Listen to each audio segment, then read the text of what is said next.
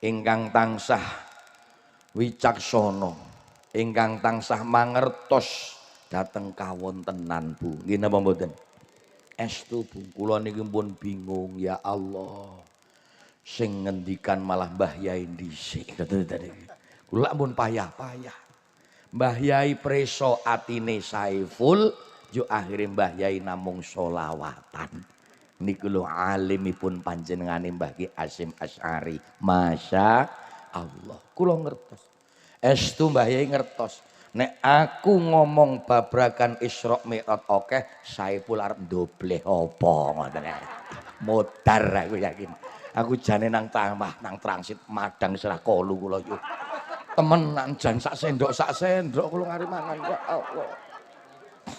Ya Allah, kok Mbah Yai dhisik. Panitia niki ya toklo panjenengan.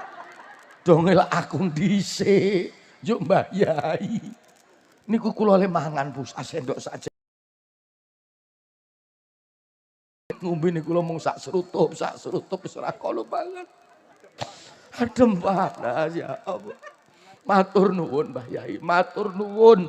Panjenengan wicaksana ngertos napa sing dados pengunek-uneke putu lanang. Tenan kok Bu. Nek kula kalih Mbah Yai iki persasat kula ke wayah. Wong umur kula ki ora 19 gek 20. Lho. Kok ora percaya tek. Mula ibu-ibu tenan ya Bu ya. Nek nimbali kula Dik Saiful. Tenan lho ya. Nek cewek-cewek Mas. Nggih. Heeh, randa-rada nom ya teko Mbah Yai, matur nuwun Mbah Yai.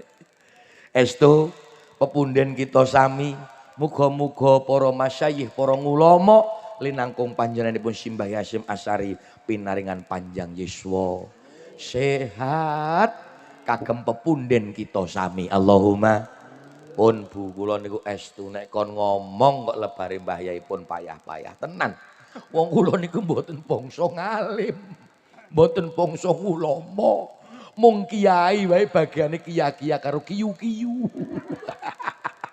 Mung tukang iling-iling. Temenin lho. Tur jenengan nggih nuwun sewu nggih. Aja njuk cok mikir werna-werna. Sing jenengane kiai niku mung panggilan Jawa. Paham mboten? Panggilan apa? Jawa. Mula kula dipanggil kiai urung mesti iso ngaji niku sak pas. Wong kiai niku werna-werna Bu. Ana kiai Pasopati. Kemung panah malahan. Lho tenan kok ya. Kiai Kala Nadah, Kala DT, Kiai Kopek niku malah kerise Sri Sultan Hamangkubuwana. Nggih mboten? Ana Kiai Semar. Sing nama Gelang nika ana kiai sing cok nggo selfie kae. Kiai Langgeng. Alah iya. Anang Solo malah ana Kiai Slamet ki mah kebo. Mungkin kula gudele. Lho tak seruduk kowe lho. Gelem tak seruduk gudel. Tak tumpaki tenan ora. Mangkel iki gudel kok aku mainang. Ngaten nggih Bu nggih. Estu kula mboten ngaos, samangke namung ya cerita-cerita. Ngoten nggih. Nggih Bu nggih. Al-akhos para sesepuh bini sepuh, aji sepuh khususipun kasepuhan yang mana berada di dusun Karangga. Dusun pundi Bu? Karangga. Suka tadi. Estu sesepuh bini sepuh siang malam senantiasa memohon meminta kepada Allah Sang Pencipta agar semoga anak cucu kita semua menjadi anak cucu yang solih dan solihah. Demut-demut nggih Bu nggih.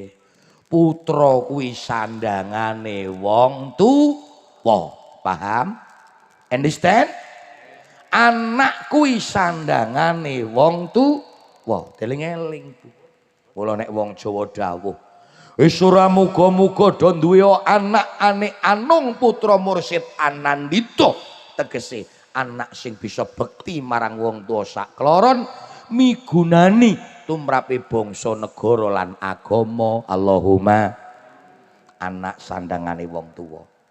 Nek anak kuwi apik wong tua ya melu kecipratan saene. Nggih napa mboten? Duwe anak kandhane angel. Karo wong tua wani. Mendina mung dolanane HP. Karo tangga ora nyapa, karo sedulur ora akur, ngibadah babar blas, maksiat mempeng. Karo sapa ora ngregani, kowe wong tua ya melu kewirangan. Nggih napa mboten? Masya ana sing takon bocah kok ndugale kaya ngono. Kae jane uyuhe sapa? Iki wong tua niku diuyuh-uyuhake lho ya. Nggih to?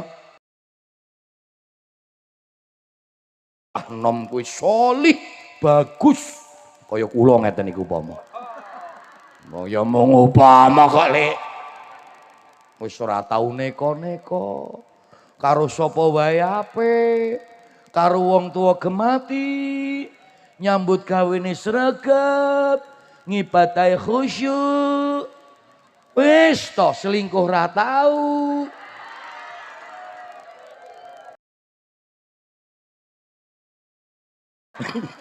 Ora percaya. Ngerti kertune ketoke. Alah, ayo ora tau konangan. Wong saiki ki check in. Ngawur wae. Ora tau. Ya. Niku nek ana wong kaya ngono le do takon ya Allah, kae bocah kok enom bagus menapik men karo sapa wae sopan, njuk kae ki jane putrane sapa. Nggih mboten? Ana sing klenik-klenik. Ayo kae ki ya putrane Ibu Kalinangka kae lho. Sing ketoke nggon pertelon kae. Heeh apa? Heeh, ning kae mbiyen ketoke le patutan karo kiyaine Saipul. Yes. Langsung do alhamdulillah. Mosok wong sakmene ke nyongkon metengi kabeh. Ya modar aku kok ya. Mau diperkosa wong sakmene kae ya mati aku. Ah. Setra karo-karo. Mbah Yai duwe putu kok rusak kaya ngene. Bapak Ibu rahimakumullah. Khususipun panitia penyelenggara. Nggih Bu nggih. Dalam rangka pengajian peringatan Isra Mi'raj ingkang kala wawenjang tratake ngambruk. Syukur. Modar. Neis. Alah. Nggih Bu nggih. Ingkang sampun dipun sengkuyung kalih masyarakat Kalinangka. Leres nggih? Amal saenipun dipun tampi Allah taala. Allahumma katite alon-alon susune teka. Kopine teka. Wedange putih teka. Alhamdulillah matur nuwun. Ah wedange kaya nang rum ya. Gelase ihui. Alhamdulillah. Bapak Ibu yang dirahmati Allah. Kenapa sih model sekarang nek ngletake wedang ora tawakake? Otar kowe. Malah do minggat kowe. Sopan ora. Oh, kampleng sisan. Ngletake atine iki kono duntal ngono kali. Asem tenan jangkrik. Iya iki nek mung kiya-kiyake pancen ora patek. Jazakumullah ahsanat jazaan katsira. Allahumma pangemban pangbatipun Praja Satria Negari, Bapak Kepala Desa, Bapak Carik, Bapak Kadus RT RW ingkang tansah kita hormati. Alhamdulillah wa syukrulillah. Bu, dinten niki kula dangu sanget. Tak eling-eling iki kula sowan Kalinangka pun 3 tahun lho. Sebenarnya aku kangen sekali guys. Tenan karo dulur Kalinangka ke kangen banget. Tapi apa daya wong kula ora tau ditimbali. Ora tau diundang. Dadi ora teko. Tenan Bu kula mau nate lho. Suwi kula niku ora tau guyon nang panggung ora patek payu to. Yo kula ke kangen ana pengajian teko-teko Bu njajal to. Bareng ngoten niku Masya Allah ana panitia sing glenik-glenik, ana kiai bandangan ngene.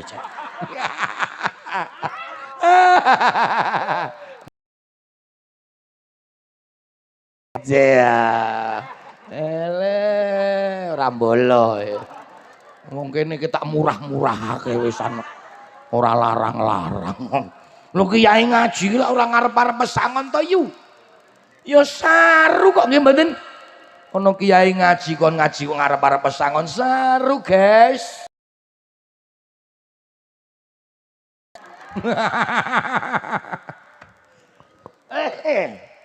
Alhamdulillah kula pinanggih kanca-kanca grup hadroh sholawat rebana ngoten nggih.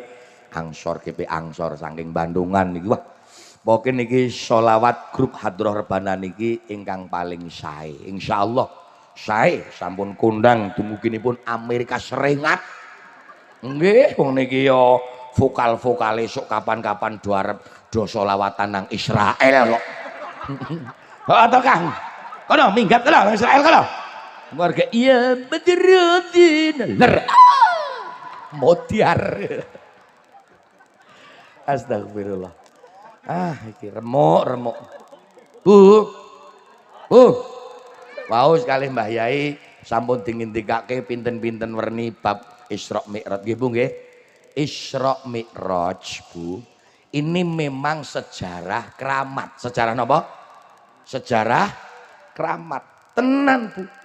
Maka oleh sebab itu dengan adanya sejarah Isra dan Mi'raj, riwayat Isra dan Mi'raj, kita sebagai orang Islam niku wajib berjoyo.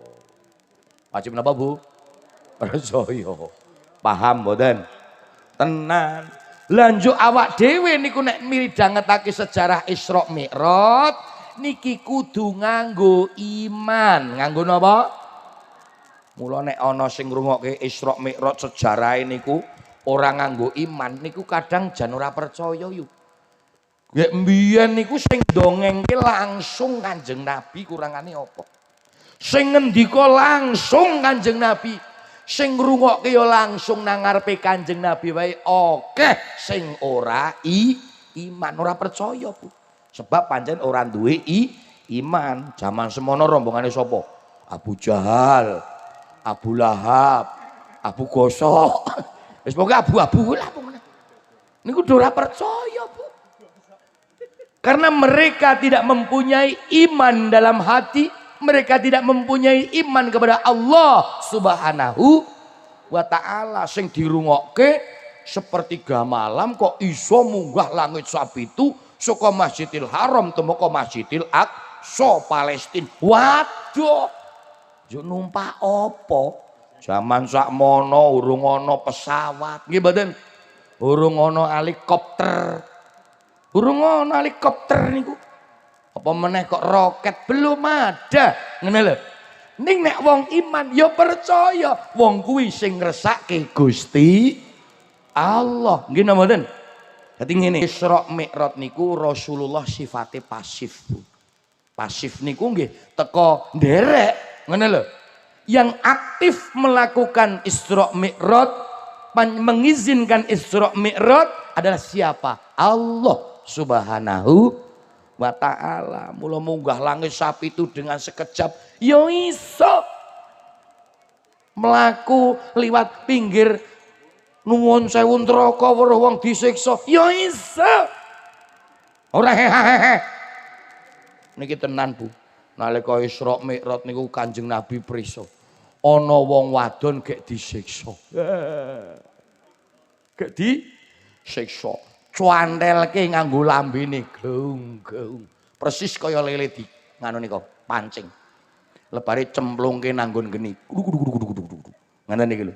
Kanjeng Nabi dangu, malaikat Jibril dalem. Kae sapa wong wadon kok disiksa kaya kodhok? Lambene dicantelke. Diobong tekan nggon silit. Lho temenan kuwi, diobong murat-murat. Sapa kae? Oh alah nika pelambang umat panjenengan ya Rasulullah. Tiang setri sing cok ora iso nata ngopeni ngendikane cok nglarani atine sing lanang modiar kowe. Ana apa ora? Wonge teka rungokno. Wonge teka lenjakong nang ngarep. Nah. Tobat yuk, tobat. Kula nek ndelokke wong lanang do pucet-pucet kaya ngono kuwi rasane lara ati. Saiki ki oke. Padahal nek gelem sadar kula ki ya wong lanang, buka lanang. Yakin metu kentange. Astagfirullah. Padha karo bojo jenengan yuk. Wong lanang ki asline korban penipuan. Lho temen nalika mbiyen pacaran ditakoni daleme pundi, Mbak? Kula kali nangka.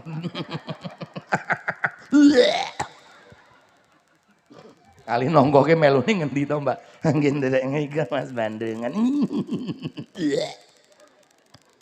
Sing lanang bengi tenger-tenger wah. Ana cewek kali nangka kok tak takoni basa. Tak kon mangan bakso ning jagong sopan. Karo aku ngajeni iki nek tak dadekke bojo mesti karo aku ki ngajeni. Awale ngoten niku darane ora apa. Tenan didadekke bojo, dadi pacar, dadekke bojo, bareng wis duwe anak loro, kok metu siunge gajah. Karo sing lanang malah. Sing lanang mung ucet-ucet. Sabar Kang, sabar tak kandhanane yo Kang. Duwe ngon-ngon ngene sing sabar Kang. Sabar. Terus saiki ora dikandhani mesakake lho yu. Sok menengan ndak disiksa karo Gusti Allah. Mula dadi wong wadon aja cok wani karo sing lanang. Nggih napa mboten? Ning ya semono uga wong lanang ya aja jaranke pangjaran kore ya Bu ya. Wong lanang menangan dhewe. Cok ana apa ora wong lanang sing goroh karo sing wadon? Ana. Yakin wonge teko sepakane. Nangis ora nang panggung? Ah.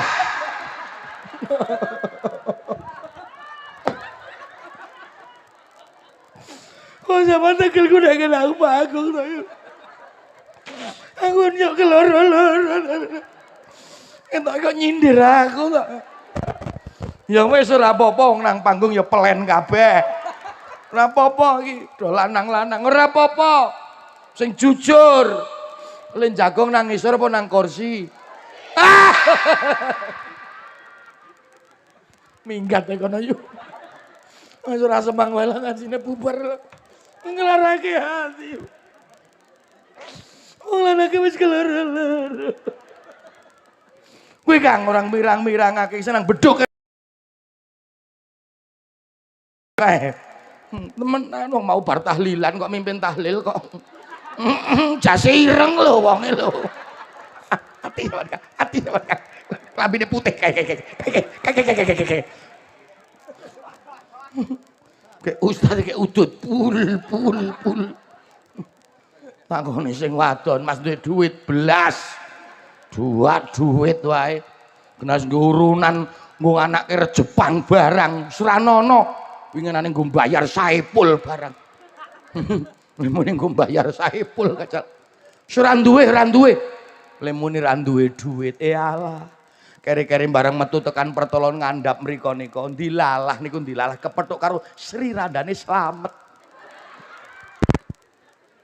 Kok metu ngru ajak mie ayam kacal. Iyalah. Apik ngono kuwi Kang. Apik Kang. Ngedelake nang ndon kethu apa duwite apa. Iki temenan. Mulane wong lanang ya cocok goro. Ngene mboten?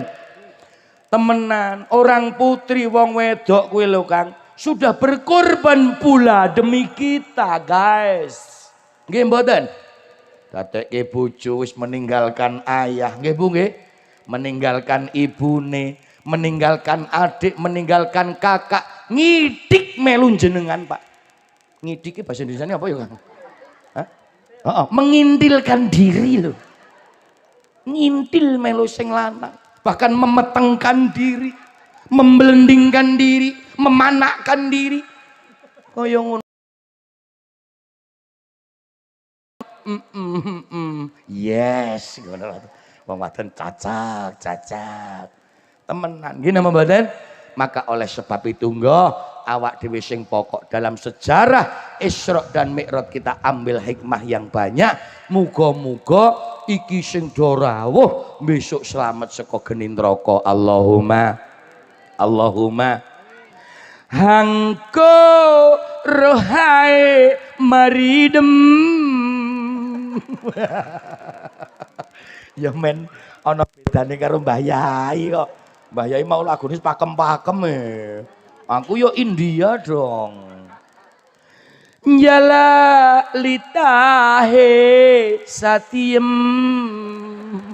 Kuwi temenan iki lagu India.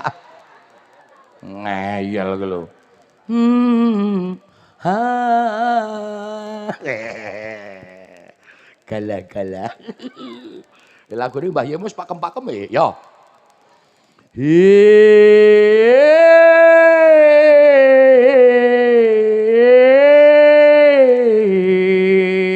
Jawab.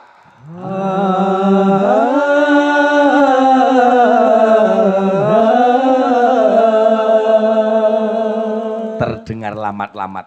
Mbah Putih melu jawab. Wis sing tuwa-tuwa ora semang jawab. Mengerikan. Atur nuwun Mbah Putih nggih.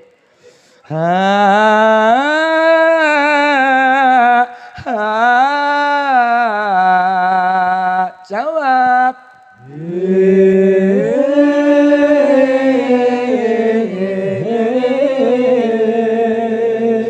Tak gawe syair terusane mau keterangane wong wadon disiksa. Oke banget kaum pria padha disengsan. Pria wong lanang ya disiksa akeh kok yu. Uga akeh banget kaum wanita padha disiksa. Waduh ngeri ya yu ya. Ngeri lho. Sebab iku urip ana ngalam donya padha wani kabeh marang ingkang garwa. Awas, hitungan ketiga. 1 2 3. Allahumma sholli wa sallim ala sayyidina wa maulana Muhammadin adadama bi'ilmillahi salatan daimatan bitawami mulkilahi. Allah sareng monggo Bu sholli wa sallim ala sayyidina wa maulana Muhammadin adana salatan daimatan bitawami mulkilahi. Oke banget kaum wanita padha mlebu ana neraka sebab urip ing dalam donya tansah wani marang garwa. Lunga-lunga ngumbar ngaurat nenggal jilbab ora ditata ndadekake maksiat mata neraka sing akhire mlebu jegur-jegur. Allahumma sholli wa sallim ala sayyidina wa maulana Muhammadin adadama bi'ilmillahi salatan daimatan bitawami mulkilahi. Shallu ala Nabi Muhammad. Ngopi dhisik. Bismillah.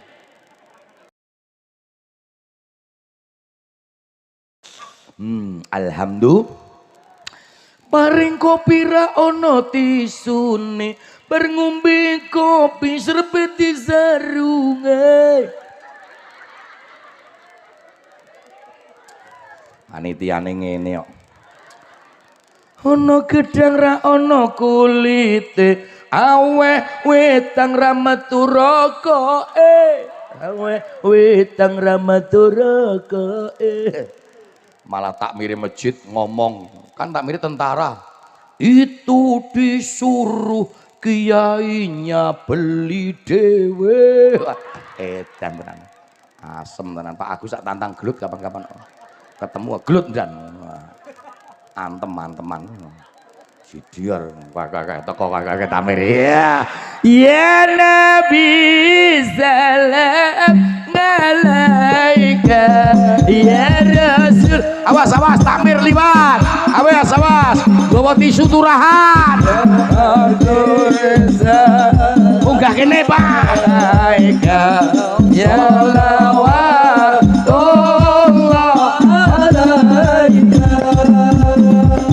kok ora isin methuthuk ora nggo rokok yo. Ora. Apa guyon ora ngono. Ora.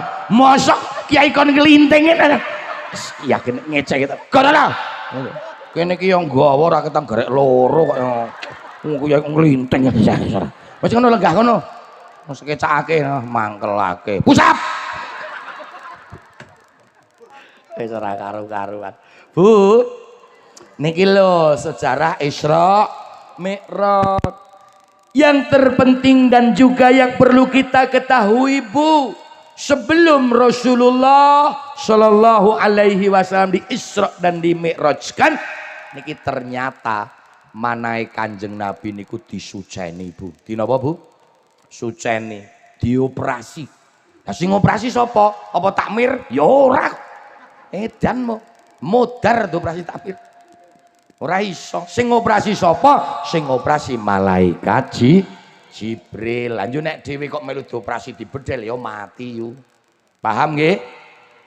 Apa yang menjadi kekuatan dalam Kanjeng Nabi niku drengki ora duwe, srei ora babar pisas ora ana. Nggih mboten? Jahil metakil ora nono. Kuwi wae gen dioperasi. Lah apa meneh kok atine wong kalinong kok. Ngeri apa ora? Ya ngeri kok. Saniki wong urip niku Bu, kathah lho sing ora gelem rukun karo tangga, ana apa ora? Iri karo tanggane, ana apa ora? Drengki karo mulyane sedulur, ana apa ora? Wonge ya teka. Klambine putih. Jago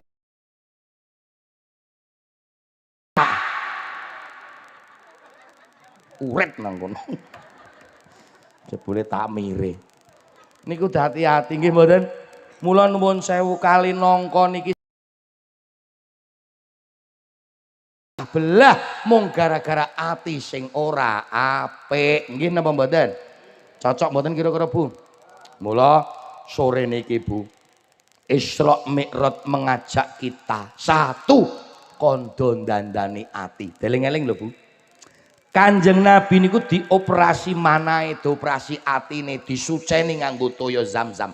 Niku sadurunge oleh dawuh utawa diperintah salat gangsal wedal. Berarti napa? Wong urip ke penting utama dhisik atine do didandani. Leres.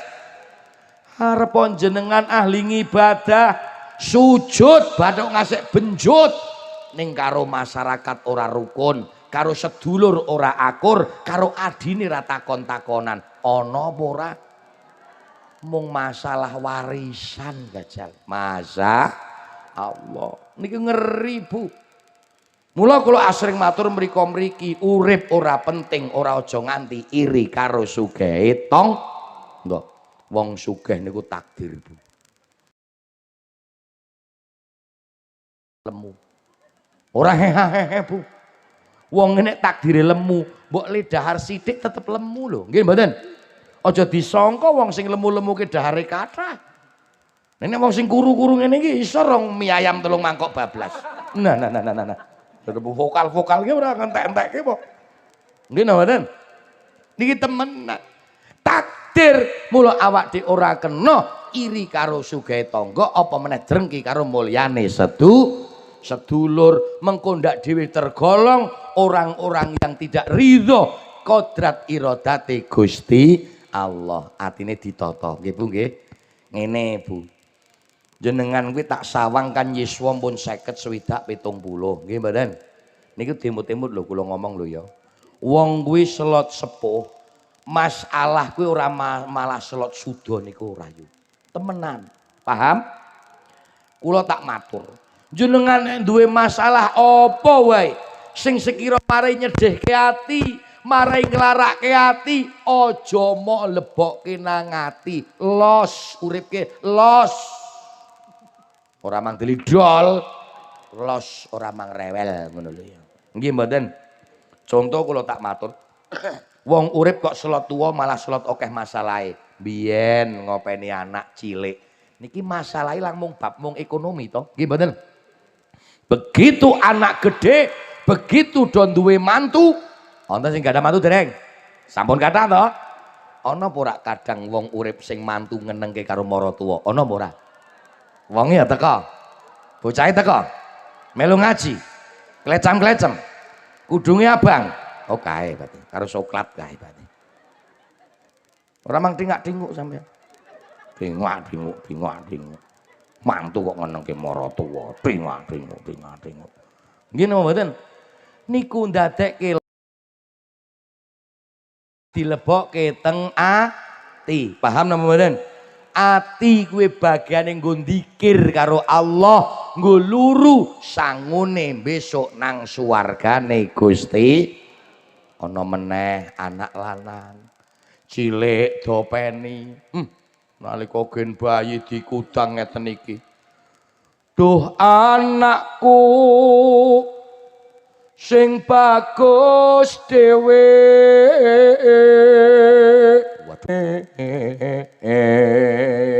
Anak lanang dikudang nguyuh. Mbok ning ngomong ngopahi.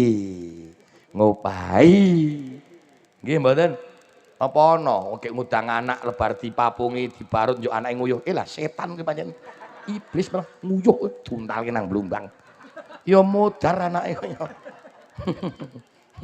Wong edan mo. Nek ora stres ya ora kelakon. Nggih mboten? Anak dopene awet cilik kadang-kadang gede disekolahake kareng wis duwe bojo lali karo wong tuane ya pirang sebab napa wedi karo bojone. Kuwi jenengane wong lanang sing modele kaya aceng. Kuwi mboten sah dipikir. Nggih napa mboten? Mboten sah dinapa Bu? Pikir. Kadang-kadang ngono kok ling ngomong karo bareng gede dadi tentara. Ngasih pensiun saiki dadi takmir ya. Nek ngomong ngono nang panggung ya tegak. Ning gare wong tuane kok meneng wae. Wonge ya teka. Apik ngono kowe. Pakelake siap ngono. Niki kuwi ramang dipikir. Nggih napa mboten? Sing penting anak didongakake. Napa Bu? Didongakake. Monggo sareng-sareng. Arep mantu nengake wong tuwa, arep anak ora gemati karo wong tuwa, tolong dadi wong tuwa aja bisa-bisa nyepatani. Mandi Bu, mandi. Nggih mboten? Ngopeni anak kuwi kewajiban. Teko los. Turu. Don jengking. Niki temenan, nggih napa mboten? Mulai sakniki nggih atine aja kakean nggo gawe mikir werna-werna. Mengki nek jenengan mikir werna-werna, akhire kaya HP Bu nek akeh sing disimpen kuwi ngebleng. Nah, menungso kuwi nek ngebleng cirine napa? Stroke ringan. Wah, wis mulai tangan nyengkerung. Apa? Anak ente tolong aji. Wis mulai iki. Stroke ringan kuru lebare mati. Darani mulane kabeh mboten sak dilebokke nang ati nggih. Sing tesih gadah garwa senajan sepuh teko garwane dopeni sing harmonis. Nggih napa mboten? Sing napa? Harmonis. Ngono. Aja alasane putune kadang cok ana lho Mbah Huti iki cok kebangetan. Mbah Kakung ngomong ora gawe wedang anget po esuk-esuk. Mbah Kakung disentak. Wedang. Genah gek ngopeni putu. Lho, urusane apa karo putu? Putu ki lak ana sing duwe mbokne to. Wong biyen sampean wis ngopeni mbokne kok saiki kon ngopeni putune. Emang babu abadi? Emang babu abadi po?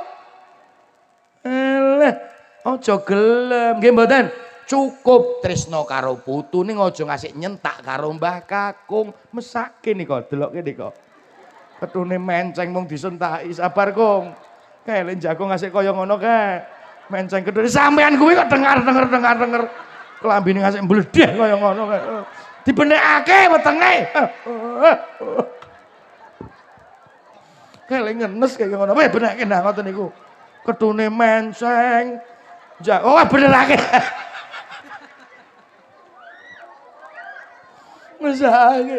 Aku jane ket moloro atine ndeloke jenengan kuwi. Kuwi benike mbledek. Kuwi.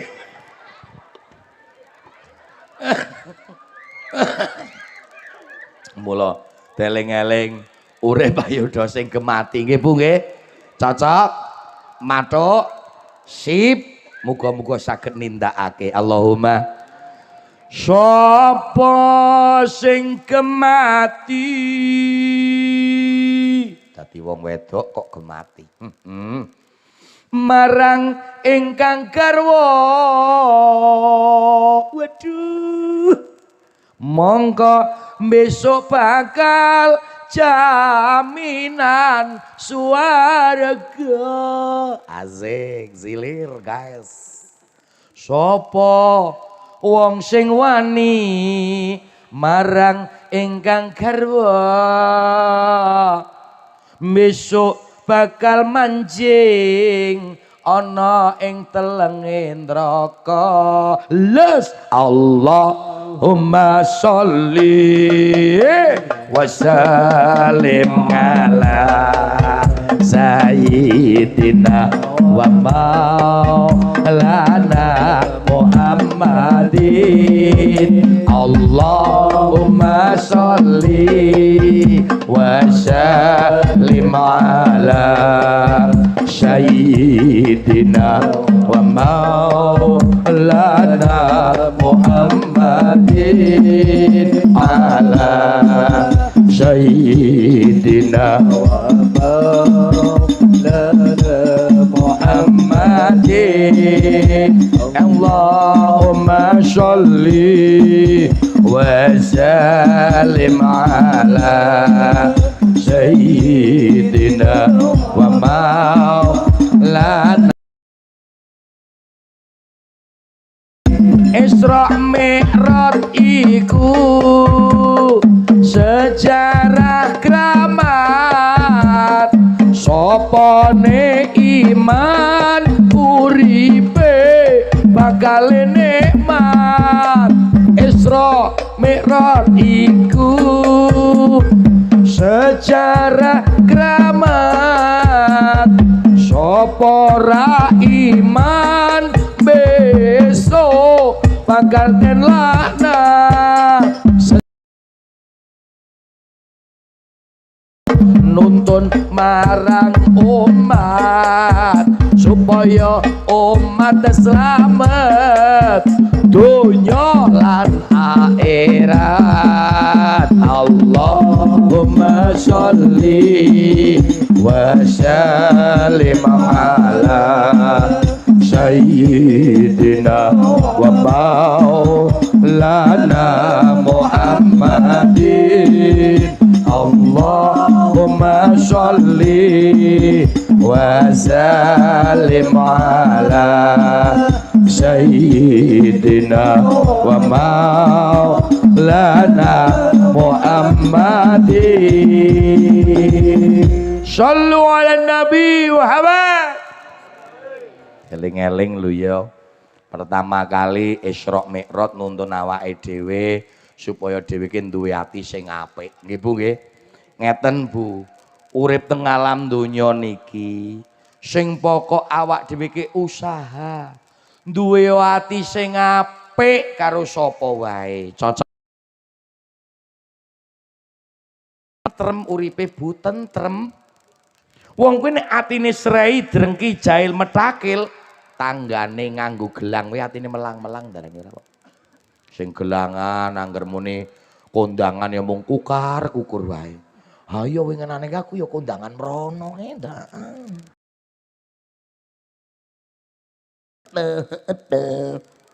Sing delok ning ngasek, ketoke kok Mas enom to ketoke. Ning kene mah nomo apa ngaku weruh le online. Kae sesasi meneh lak rupane malih ijo. Nggih wong atine drengki. Nggih napa mboten? Lara ning lara niki Bu kula aturi prisa. Kuwi menungso nek wis lara atine temenin rusak ing rusak menungso ya nek wis rusak atine. Nek mung lara panu ngono lah. Panas gigire dipe kerok nggo bendo. Mari. Ya ndan, temenan. Lebar kerok nggo bendo diobati apa ndan? Kal panak. Nemenan, biyen niku panunen tentarane. Saiki wis mari saiki. Nggih mboten? Ane nek wong lara atine gajal arep dikapakake, kerok nggo bendo. Ya mati to. Mulane monggo ngaji niki maknane ngatur jiwa, jiwane diatur menungso agar bisa baik dengan zama manuziza. Padha agamane Islam ngene mboten, mung kadang beda organisasine ora apa-apa. Dewi NU alhamdulillah duwe sedulur Muhammadiyah pernah tuwa. Ngene mboten? Ana NU, ana Muhammadiyah, ana meneh LDII, ana meneh apa ya Bu? Islam Kejawen, ana Dharma Gandul, Sabto Dharma, malah saiki jare ana Gandule Dharma. Ha ora karo-karuan. Ya kono, sing penting do rukun. Gini mboten? Sing penting napa Bu? Rukun, karena rukun membawa kedamaian.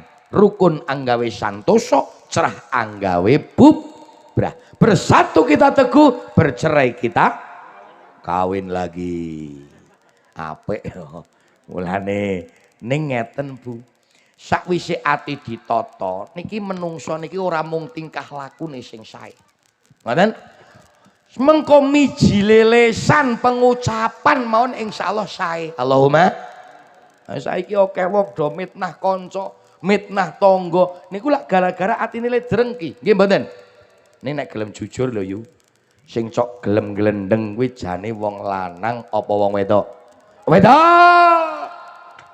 Ora, sing semangat tetep wong wedok, ora mang cerewet sampean yu. Wis teko meneng. Tetep sing cok gelem glendeng senengane wong tentarane niku. Paling nek ketemu mau ngadu rokok, mbako. Nggih mboten? Niki temenan, engko karo ngopi-ngopi, ya to, Pak. Bar ngopi ndongengke gawean. Gawean ngendi meneh yo, kono keke meh rampung aku. Rampung apa kono? Rampung wis melu aku wae. Ning ketoke winginane yo gajal aku tak takon, butuhke meneh apa ora. Kuwi ngoten niku, Bu. Paling nek rada suwi kae jujur ndongengke rondo paling. Paling ki jujur lho ya. Ngomong ah nek kae pancen apik yo. Ah kae hitungane njuk rondo ning ditinggal mati kok. Dadi rondo apik kae. Anake gen cilik-cilik dopane oleh ganjaran. Oh apa? Oh apik. Siji teko apa? Apik.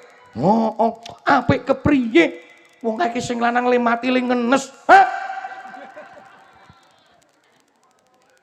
Kono nek dopeni nek melu ngenes tak mati kowe. Astagfirullah. Mulane lambe iki diati-ati ya Bu ya. Temenan nek ngendikan niku lho. Temenan Kanjeng Nabi presana wadon disiksa ki sebab ora iso ngreksa karo lesan. Ngono lho. Bola bali kula matur Kala-kala gawe maca Al-Qur'an. Kala-kala mbok gawe maca sholawat. Syukur-syukur ngrumangsani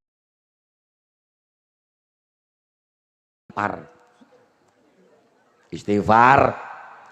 Ini maca Quran wis ora tau. Nek kayak orang pengajian, setipar babar blas. Ini kon maca tanggane ya khusyuk. Cok iya apa ora yu? Weh, wong wedok anggere muni kumpul dadi siji wong 5, Kang. Walah, ramene ngungkuli wong sak kecamatan. Temenan wis tak hitung-hitung kok wong 5 kuwi jenengane iki wae iki. Niki. Niki jenengane kan biyen niki Nur, Yusiti, Mbak Tuti, Yati. Yati-yati ini setan nih. Alah yo. Mulane lerene dong glendeng. Lagi meneh arep poso barang ya to yu. Saman mbok poso Ramadan nek lambene ora melu poso ganjarane muspro. Ganjarane apa? Temenan poso Ramadan ning glendenge kok khusyuk. Eta mitnah tangga lancar. Mula deling-eling. Ana saire ta, Bu? Sing kelawan waspada menawa sira lagi ndongeng karo kanca. Awas Buyu ya.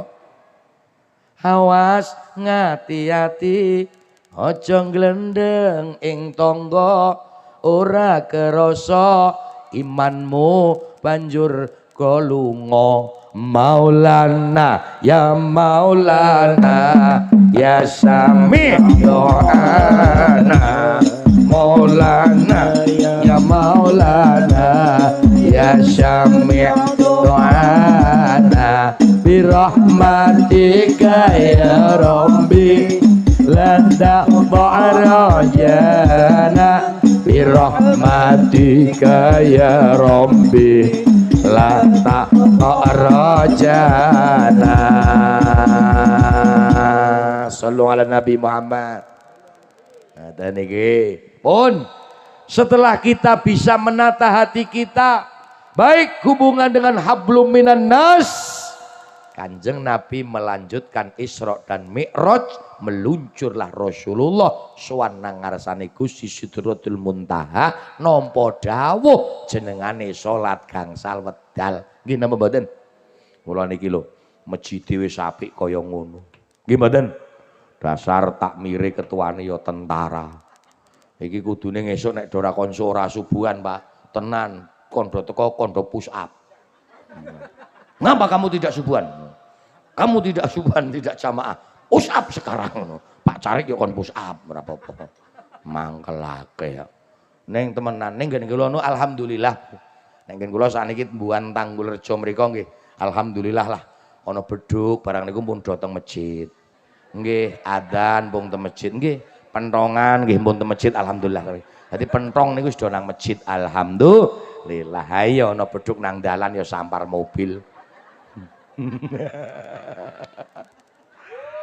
Ana pentrongan nang perapatan ya nggo gebuk takmire. Ulane. Kudu niki siap. Ngene mboten? Dulu menjadi serdadu negara, sekarang harus menjadi serdadu agama. Cocok? Ya iya ya ta Bu.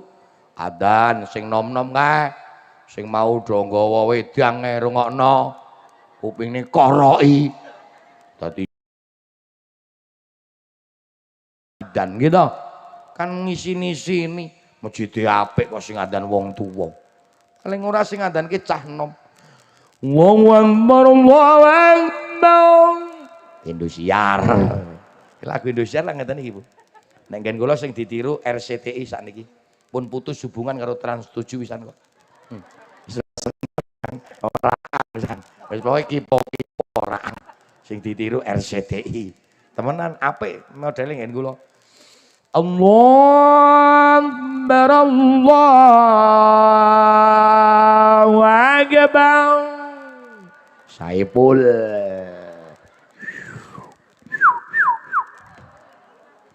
Ya saiki kali nongko yo apik wong tak mirip genah yo serdadu ta. Lagune yo datar apik. Allahu Akbar, Allahu Akbar. Siap. Hayang alal pala. Ayo sing nom Mas. Sing nom, ngene mboten? Temenan, sapa meneh sing arep melu ngopeni masjid nek ora pemudane, ya to Ndan? Iyalah pemudane ayo sing semangat. Kita bentuk BKM, Badan Kemakmuran Masjid. Cocok? Matuk Ramadan dan sok ditunganu, do didata dan.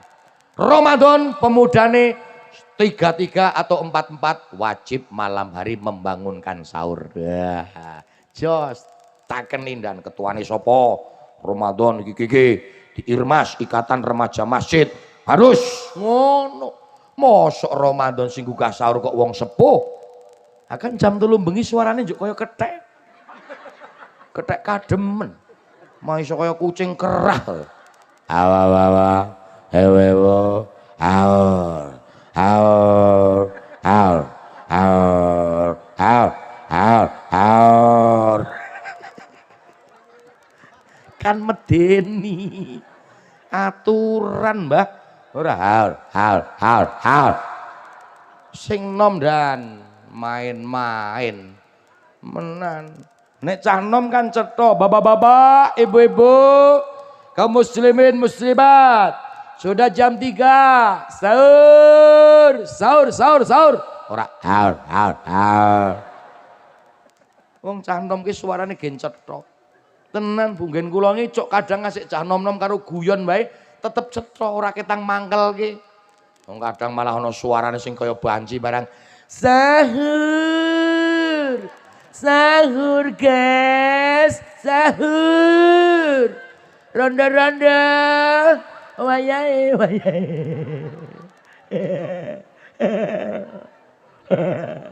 Mesake nek rondo turu dhewe ra ono kancane.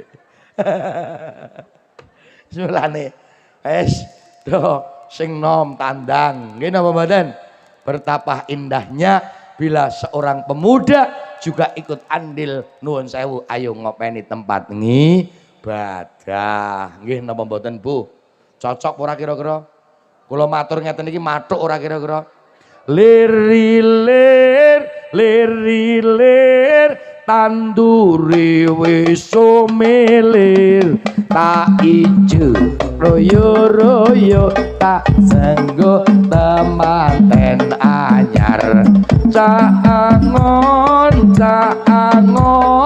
enekno blimbing kowe lonyo ya penekno kanggo masuk tata tira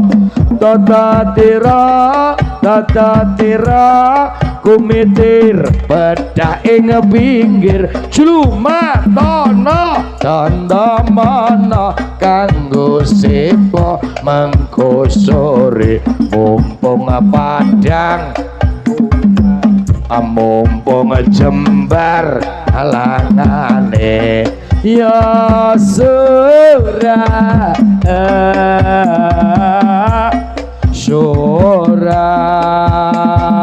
iyo sholatullah salamullah ala toha rasulillah sholatullah salamullah ala yasin habibillah tawassalna bismillah wa bil hadi rasulillah wa kulli mujahidillah bi ahlil badri ya Allah bi ahlil badri ya Allah sallu ala nabi Muhammad. Lagu lirir niku lak sakjane mengku karep ngundang pemuda ngoten lho Bu mumpung gendo jembar kalangane, mumpung gin enom umure, gini apa mboten? Engko angger wis tuwa le mlaku ae kayak wae dong ngrasakake. Nggih mboten? Gunakanlah masa muda kalian mendekatkan diri dengan Rob, mendekatkan diri dengan Allah Subhanahu wa ta'ala. Itu adalah pemuda yang istimewa. Eling-eling Mas, nek kepengin dadi wong sing istimewa ojo adoh-adoh karo Gusti Allah. Ndonga syukur nek dalu kersa tahajud nang serambi masjid istimewa lho. Asane iki masjide apik-apik ning wis langka sing do turu nang masjid kok. Nggih mboten? Biyen masjid ora patek apik ning pemudane do turu nang masjid Mas. Bar bali nonton. Aku wae Kang ngalah karo nyolong jeruk. Ngaku Kang karo nyolong jeruk, nyolong jambu, lebare do turu nang masjid. Ning ora kok le didol jeruk jambu didahar. Nggih mboten? Wong ngono kuwi ditendang karo Mbah Yai. Tangi, subuhan.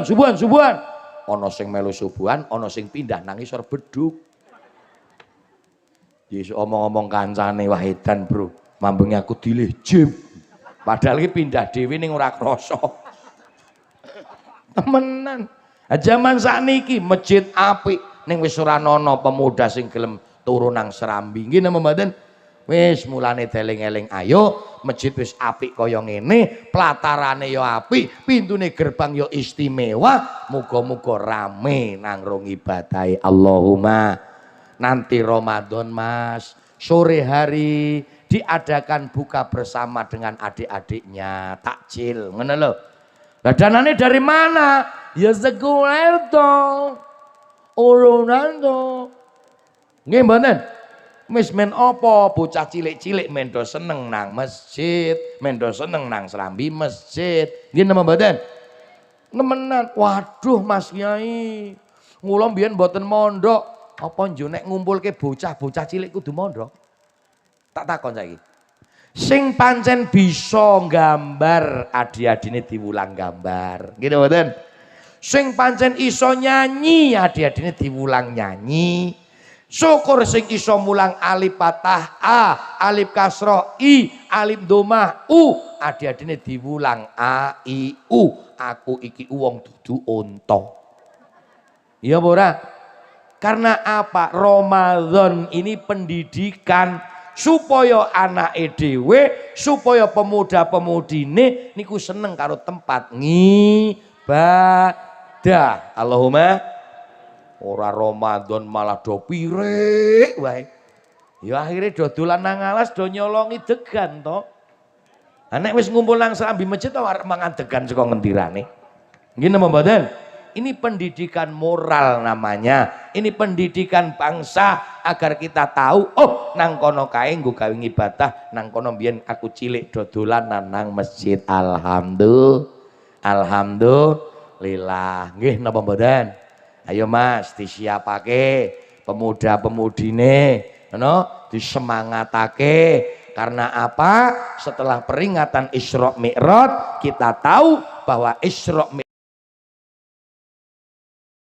Mi'rajnya sholat 5 waktu. Jajal jawab Bu. Ayo podo aku mau ngelatok ke kepriye. Baleni. Ayo podo. Kanggo sangu ning salat iki kanggo sang akhirat. 17 rakaat. 17 rakaat. Rina wengi aja nganti terbagi loro ana lat sing li barang napa kae. Wong ayahene sore-sore sing rebuk li wae mbok yo kembengi to yu. Bar isak kek wae dopeni. Dimek-mek. Line. Ora maksude kan wong ngarepe ki at-at kok mburine li yo. Ayo padha salat kanggo sangu nang akhirat. 17 rakaat Aku rino wengi aja lali ya. Celeneh. Ya ora salah ning celeneh. Rino wengi aja ngasek telat. Ya Rabbi bil Mustafa balik maka sidana wabir lana mamado ya wasial karami Rabbi Mustafa balik maqam sidana waghfir lana ma madha ya wasi'al karami wis nyata wis dijaga ing agama salat jaga ing senyata salat dadi kuncine swarga salat kuncine swarga greng goblok lemak greng ora semangono krentilane greng ngono ki jek ngono jajal baleni yo grenge ki wis nyata salat dadi jaga ing agama salat jaga ing agama wis nyata salat dadi kunci ning swarga salat kuncine swarga. Nah, bagus. Siap 86. Semua push up. Yap. Push up. Tentara niku. Gue kayak pepati. Ini kira jawabannya dan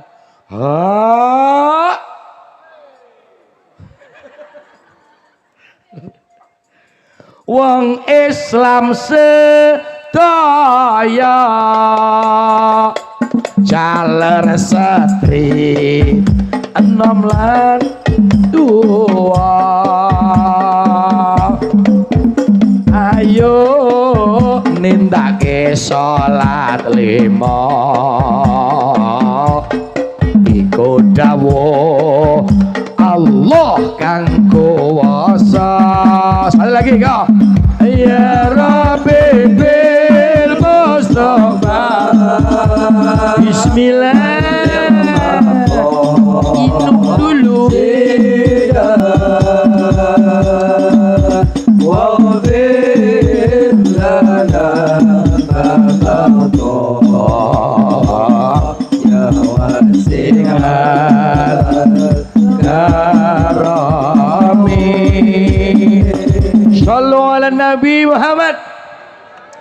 Pun ndak reguyon ngombro-ombro sing siji nata ati pertama nggih Bu nggih wis atine ditata karo sapa wae apik nomor loro salate dilakoni. Lah yang ketiga Isra Mi'raj memberikan sejarah kepada kita, memberikan pelajaran kepada kita agar kita pula mengingat dengan para arwah-arwahnya. Bukti nyatane nalika Kanjeng Nabi Isra Mi'raj kuwi ya ketemu karo para leluhure. Iya apa ora?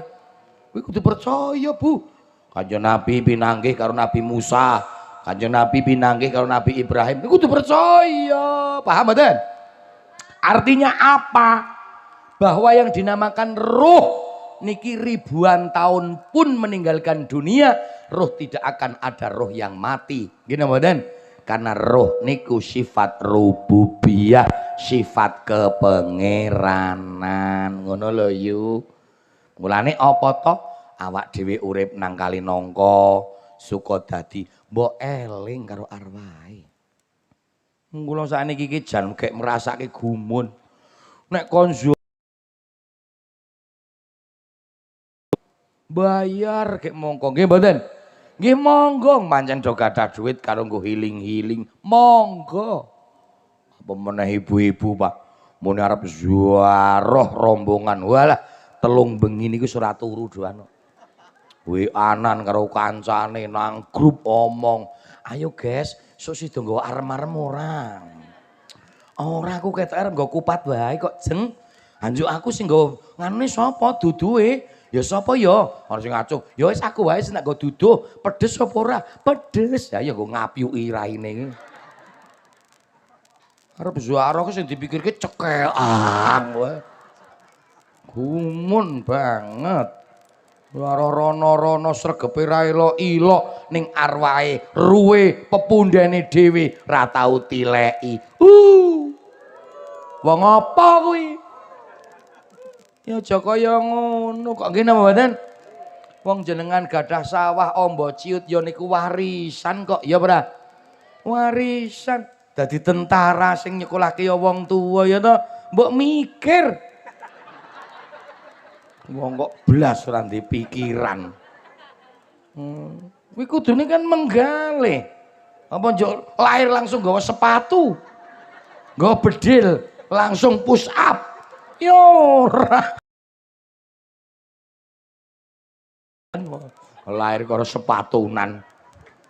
Kabeh ki mau tetep warisan. Leres mboten? Ngarep sing tukang son iso gawe sound system kaya ngene mbiyen ya diwarisi wong tuane mbuh duit mbuh apa nggih mboten ngono Mas. Apa njuk sampean lahir wis karo nggeret jengset arep edan apa sampean ki nek nggeret jengset liwat ngendi dalane angele kaya ngono sukete ora tau babadi barang mokoro-koro ke dirondap rungkut kaya ngono kok dirondap. Ngono lho, kabeh kuwi wong tuwa sing jalari. Mula mboten cocok. Mula kula kadang cok mikir, yo nek wong biyen ki panen pari, saka panen tekan panen meneh kadang gabahe tesi kok, gitu. Lah sakniki boro-boro gabahe merange bubar. Diliwet boling merange. Oh, diliwet merange. Edan menenang kok. Kaya ke barokah iki do suda ngono lho. Apa le do ora eling karo arwah-arwahe apa kepriye? Ngono? Mulane do eling karo arwahe ya Bu ya. Cocok? Matuk. Lillalekum anak lanang nandur jagung. Cilik ala cilik ngaji besok gede dadi wong lale ke anak-anak cebluk cilik ala cilik ngaji besok gede dadi wong agung cilik ala cilik ngaji besok gede dadi wong agung sholli wasallim iman ala amal sholli wasallim iman ala iman wa biman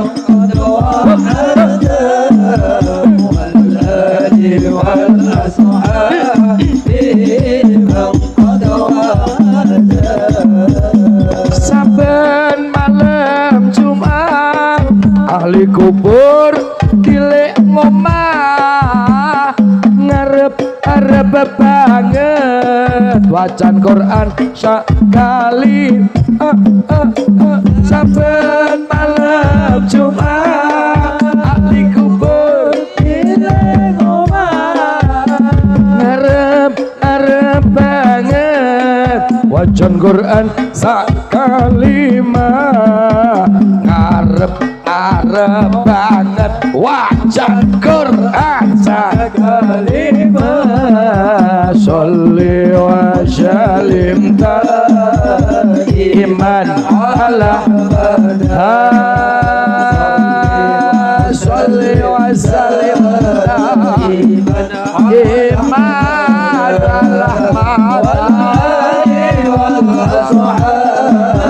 bima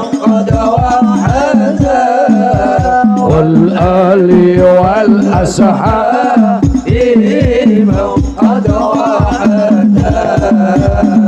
kebangetan teman anakku lan mantuku apa ora isin macul tegal warisan ku kebangetan teman anakku lan mantuku apa ora isin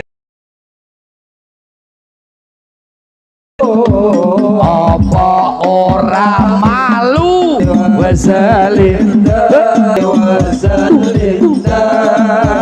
iman ala wal ali wal ashabi qad wa ada wal ali satu lagi syair lamun aku bisa mulai ing kali nongko bakal tak dol kabeh pekarangan sing isih ana lamun aku bisa mulai ing kali nongko bakal tak dol kabeh tegalku sing isih rungokke duwite tak sangokke kabeh karo Kiai Saiful wasallim iman ala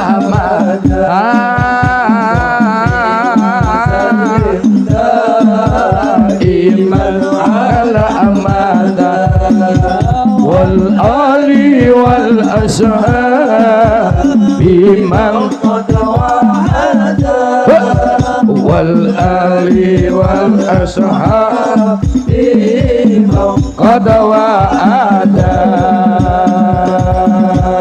sallu ala nabi Muhammad. Bapak Ibu yang dirahmati Allah, Bu, jujur dalam hatiku tak ingin kita berpisah. Tapi mengingat waktu sudah sore dan bila mana kita di sini terus jarang ngopo, air mataku menetes hanya untuk orang yang kucintai. Hati pikiran aku ingin memeluk gunung, tapi apa daya, tangan tidak sampai. Ya Bu, jika ada sumur di ladang, boleh kita numpang nandi. Bila ada panjang, mungkin minggu depan kita bisa berjumpa kembali. Ya, di mana guys? Di Kaliduran guys. Kita nanti jumpa lagi ya Bu ya. Oke, sambil guys. Sening guys, asik ketemu asil meneh. Ngaten ingkang saged. Estu ngapunten, matur nuwun sanget dhateng para panitia linangkung masyarakat ingkang nimbali kula ken guyonan. Ngoten nggih Bu nggih. Niki mboten ngaji lah nek kalih kula guyon muga-muga wonten manfaate. Poin daripada pembicaraan kami adalah satu, dandani ati, salate lakoni, eling karo arwahe. Setuju? Besok kita jumpa kembali di pembahasan yang lain. Semoga besok kita masih diberikan panjang umur, umur yang panjang, banyak rezeki pun, cepat lunas utangipun. Dan sing terakhir sing donga kula langsung napa sapa?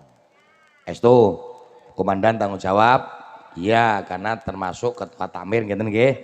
Oke, lalu kita berbicara tentang donga ndak masalah, ndak masalah. Tapi ndonga niki termasuk ini ku njuk pripun hitungane kuwi maksudnya. Ora Lemburan apa borongan? Alah nek kabeh mung borongan ya bangkrut kene. Wis ora apa-apa lah. Ya ora apa-apa lah. Yo. Astagfirullah.